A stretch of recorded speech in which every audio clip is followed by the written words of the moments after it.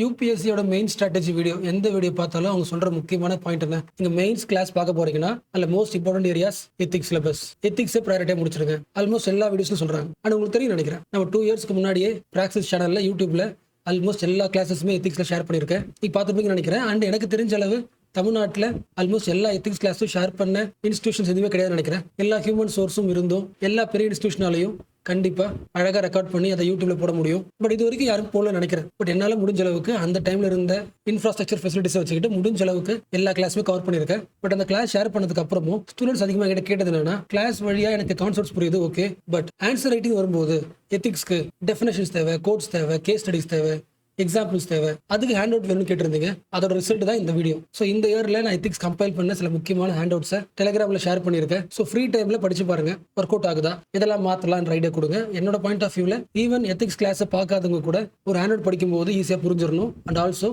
Mains exam எப்படி பயன்படுத்த முடியும், அந்த 2 லேயரும் கொடுத்துருக்கேன். ஸோ யூஸ்ஃபுல்லாக இருக்கான்னு பார்த்துட்டு சொல்லுங்க.